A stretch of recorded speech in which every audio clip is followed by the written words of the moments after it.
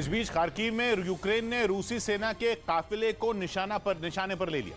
Ukraine की सेना ने दावा किया कि उसने रूस के उन ट्रकों को मिसाइल हमले में तबाह कर दिया जिनमें रूस के हथियार मौजूद थे। इसके सबूत के तौर पर उसने हमले का एक वीडियो भी जारी किया, जिसमें एक जगह से जबरदस्त काला धुआं उठता नजर आया। यूक्रेन का दावा है कि रूसी सैनिक बख्तरबंद गाड़ियों में भरकर हथियार खार्किव में ले जाने की कोशिश में थे। इससे पहले कि वो अपने प्लान में कामयाब हो पाते, यूक्रेन की फौज ने उन पर आसमान से हमला बोल दिया, जिसमें उनकी 4 फौजी गाड़ियां जलकर राख हो गईं। बताया गया कि इनमें हथियारों के अलावा गोला बारूद भी मौजूद था, जिसकी वजह से वहां काफी देर तक धमाके होते रहे।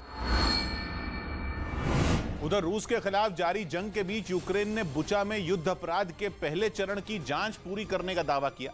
साथ ही नरसंहार के आरोपियों को उनके अंजाम तक पहुंचाने का भी भरोसा दिया, जिनकी बर्बरता के सबूत अब भी बुचा में जगह जगह बिखरे पड़े हैं। और यूक्रेन पुलिस की जांच के बीच न्यूज 18 की टीम भी बुचा के माकारीव इलाके में पहुंची, जहां पुलिस को पड़ताल के दौरान कई सामूहिक कब्र मिली, जिनसे शवों के मिलने का सिलसिला लगातार जारी है। यूक्रेन का आरोप है कि बुचा पर कब्जे के दौरान रूसी सेना ने इन लोगों को मारकर उनके शवों को इस इलाके में गाड़ दिया था। 3000 से ज्यादा जिसको कहे कि वॉर क्राइम्स जिसको कहे, उसके मामले कीव पुलिस ने दर्ज किए हैं रूसी सैनिकों के खिलाफ।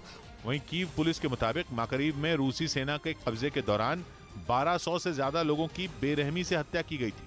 और बुचा में हुए इस नरसंहार के मुद्दे पर न केवल यूक्रेन बल्कि दुनिया भर में रूस का विरोध किया गया था। और तो और यूएन ने तो इसके लिए अपने मानवाधिकार परिषद से रूस को बाहर भी कर दिया था। हालांकि रूस हर बार अपनी सेना पर लगे आरोपों को खारिज करता रहा है।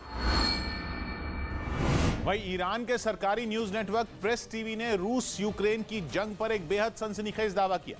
दावा यह कि अमेरिका भले ही यूक्रेन की जंग खत्म करने के लिए बार बार रूस को धमकियां दे रहा है, लेकिन अंदर खाने वो बहुत बड़ा खेल खेलने में लगा है। यह खेल है अपने दुश्मन रूस को ठिकाने लगाने का, और इसके लिए अमेरिका चाहता है कि यूक्रेन की जंग खत्म ही ना हो, बल्कि वो जितनी लंबी खिंच सके खिंच जाए, ताकि जंग लड़ते लड़ते रूस इतना कमजोर पड़ जाए कि अमेरिका के रास्ते का कांटा ही साफ हो जाए। प्रेस टीवी ने यह दावा यूं ही नहीं किया, बल्कि उसने अमेरिका में काम करने वाले एक पत्रकार के हवाले से यह खबर छापी है। पत्रकार पैट्रिक लॉरेंस ने प्रेस टीवी को दिए इंटरव्यू में दावा किया कि इसमें कोई शक नहीं कि अमेरिका चाहता है कि किसी भी तरह यूक्रेन के युद्ध को लंबा खींचा जाए, करीब करीब अनिश्चित काल के लिए। उनका कहना है कि अमेरिका के सीनियर अधिकारियों ने हाल ही में जो बयान दिए हैं, उससे ये साफ है कि यूक्रेन में अमेरिका का बड़ा मकसद रूस को कमजोर करना, उसे तोड़ना है। इसका मतलब तो यही है कि अमेरिका यूक्रेन को एक मोहरे के तौर पर इस्तेमाल कर रहा है। भले ही वो यूक्रेन के साथ खड़ा दिख रहा हो, लेकिन असल में वो उसके कंधे पर बंदूक रखकर चला रहा है, ताकि उसका अपना मतलब निकल पाए, जो कि है रूस की कमर तोड़ना। लेकिन यूक्रेन की जंग जारी रहने से अमेरिका को सिर्फ एक फायदा नहीं है। जंग के जरिए रूस का काम तमाम करना अमेरिका का इकलौता मकसद नहीं, बल्कि माना जा रहा है कि इसके पीछे बाइडेन का बहुत बड़ा सीक्रेट प्लान है। दावा है कि युद्ध की आड़ में बाइडेन अमेरिका में अपनी भद पिटने से भी बचना चाहते हैं। असल में चक्कर यह है कि 6 महीने में अमेरिका में संसदीय चुनाव,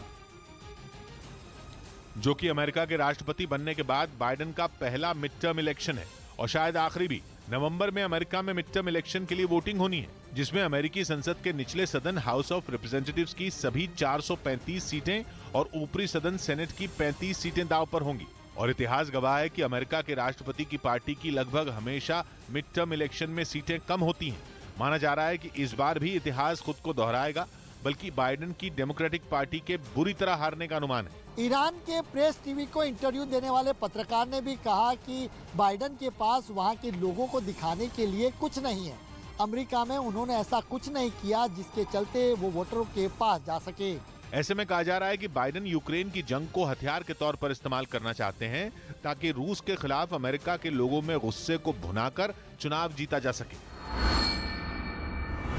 इसी वजह से कहा जा रहा है कि अमेरिका चाहता ही नहीं यूक्रेन की जंग खत्म हो, बल्कि अमेरिकी संसद के निचले सदन की स्पीकर नैंसी पेलोसी के यूक्रेन दौरे को भी बाइडेन की इसी रणनीति से जोड़कर देखा जा रहा है, जो कि बीते शनिवार को ही अचानक कीव पहुंची थी और वहां उन्होंने राष्ट्रपति व्लादिमीर ज़ेलेंस्की से मुलाकात की थी। माना जा रहा है कि बाइडेन की डेमोक्रेटिक पार्टी की नेता नैंसी पेलोसी की यूक्रेन की यात्रा अमेरिका में मिड टर्म इलेक्शन से पहले समर्थन जुटाने की एक कोशिश भी थी। इतना ही नहीं, नैन्सी पेलोसी अमेरिका की सबसे सीनियर नेता है जिन्होंने यूक्रेन जंग छिड़ने के बाद वहां का दौरा किया। इसी वजह से ही उनके दौरों को रूस को भड़काने की चाल माना जा रहा है। मतलब अमेरिका एक तीर से दो निशाने साधने की कोशिश में है। यूक्रेन की जंग लंबी खिंची तो उससे उसका दुश्मन रूस तो कमजोर होगा ही, बाइडेन सरकार को भी अपने यहाँ चुनाव जीतने में मदद मिल सकती है। यानी साफ कहें तो अमेरिका रूस से सीधे लड़े बिना ही उसे धूल चटाना चाहता है। उधर यूक्रेन जंग के बीच अमेरिका के राष्ट्रपति बाइडेन ने अलाबामा में मौजूद एंटी टैंक मिसाइल बनाने वाली फैक्ट्री का दौरा किया। इस जंग में भले ही अमेरिका सीधे तौर पर रूस को टक्कर नहीं दे रहा, लेकिन वो शुरू से ही यूक्रेन की सैन्य मदद करने में जुटा है। और अब तक अमेरिका ने यूक्रेन को कई टैंक, मिसाइलें और घातक ड्रोन दिए हैं। इस बीच राष्ट्रपति बाइडेन अलाबामा में मौजूद अमेरिका की एरोस्पेस कंपनी लॉकहीड मार्टिन की उस फैक्ट्री में पहुंचे जहां एंटी टैंक मिसाइलें बनाई जाती हैं। वहां पहुंचकर बाइडेन फैक्ट्री के उन कर्मचारियों का शुक्रिया अदा करना नहीं भूले जो यूक्रेन को दी जाने वाली एंटी टैंक मिसाइलों को बनाने में दिन रात जुटे हैं।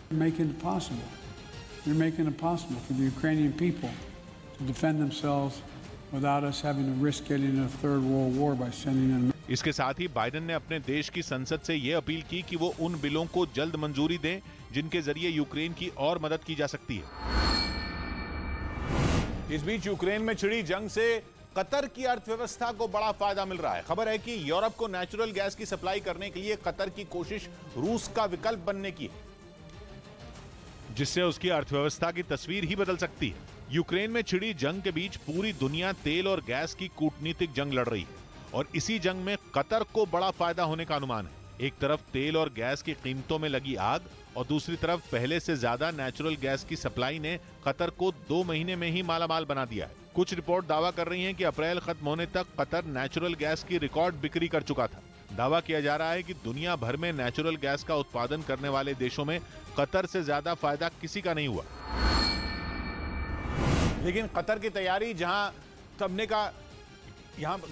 थमने की नहीं है, बल्कि दावा तो यह है कि कतर अब नेचुरल गैस का उत्पादन करने वाला दुनिया का सबसे बड़ा देश बनने की तैयारी कर रहा है, जिसकी तैयारी उसने काफी पहले से कर ली थी। जिस वक्त यूक्रेन के मुद्दे पर तनाव के हालात बनने शुरू हुए थे, उसी वक्त कतर ने गैस के हिसाब का जोड़ घटा शुरू कर दिया था। कतर समेत पूरी दुनिया को यह जानकारी थी कि तनाव बढ़ते ही यूरोप में गैस का संकट शुरू हो जाएगा। इसीलिए कतर ने यह देखना शुरू कर दिया था कि वो गैस का उत्पादन कितने प्रतिशत तक बढ़ा सकता है। पिछले कई साल से यूरोप के कुछ देश कतर से नेचुरल गैस इंपोर्ट कर रहे थे, लेकिन जंग शुरू होने के बाद कतर ने यूरोप तक सप्लाई 10 से 15% तक बढ़ा दी। लेकिन इसमें कुछ हद तक कतर की प्लानिंग है और कुछ संयोग। पिछले कुछ साल से कतर नेचुरल गैस की प्रोडक्शन बढ़ाने की कोशिश में लगा था, जिसकी वजह यूक्रेन की जंग नहीं थी, बल्कि ऑस्ट्रेलिया से मुकाबले की वजह से वो ये कोशिश कर रहा था। कतर की नेचुरल गैस भारत, चीन, पाकिस्तान, जापान और दक्षिण कोरिया में पहुंचती रही। खासतौर पर भारत, पाकिस्तान और चीन में क्रूड ऑयल की खपत तो काफी ज्यादा है, लेकिन नेचुरल गैस की मांग पिछले कुछ साल में बहुत तेजी से बढ़ी। ऑस्ट्रेलिया के भी इन सभी देशों से मजबूत कारोबारी रिश्ते हैं और वो इन देशों को LNG सप्लाई करने में लगा था, जिसके लिए कतर में कोशिश चल ही रही थी। लेकिन उत्पादन बढ़ने से पहले ही उसे बड़े ग्राहक मिल गए। जर्मनी पहले ही कतर के साथ नेचुरल गैस खरीदने की डील कर चुका है। यूरोप के कई देश कतर के साथ संपर्क में हैं। अगर कतर गैस का प्रोडक्शन बढ़ाने में कामयाब होता है तो वो रूस जैसे बड़े देश का विकल्प बन सकता है। यूरोप पूरी तरह रूस की गैस पर निर्भरता खत्म कर सकता है, लेकिन ये रातों रात होना मुमकिन नहीं है। इसीलिए यूरोपियन यूनियन ने जब रूस से गैस इंपोर्ट बैन करने का प्रस्ताव बनाया, यूरोप के ही कई देश विरोध में आ गए। माना जा रहा है कि आने वाले कुछ साल में नेचुरल गैस और कच्चे तेल का बाजार पूरी तरह बदल सकता है, जिसकी जड़ में यही यूक्रेन युद्ध ही होगा, जिसकी वजह से कच्चा तेल और नेचुरल गैस बेचने वाले देशों के नए दोस्त भी बन रहे हैं। पूरे दुनिया के लिए फिलहाल कच्चे तेल और नेचुरल गैस का उत्पादन बढ़ना इसलिए जरूरी है ताकि कीमतें काबू में आ सके। हालांकि इससे तेल और गैस की खपत में बहुत बड़ा अंतर पड़ने वाला नहीं है, क्योंकि कतर के लिए जो नए ग्राहक हैं वो पहले रूस के ग्राहक थे और जो देश पहले से कतर के ग्राहक थे उनमें कुछ अब रूस के ग्राहक बनने वाले हैं। रूस अब यूरोप की जगह एशिया तक सप्लाई का रूट बनाने में जुटा है, जबकि कतर की नजर यूरोप पर है, लेकिन उसके हाथ से एशिया का बाजार छिन सकता है। माना जा रहा है कि जब तक दुनिया के ये नए समीकरण हकीकत नहीं बनते, तब तक तेल और गैस की कीमतें कम होनी मुश्किल हैं।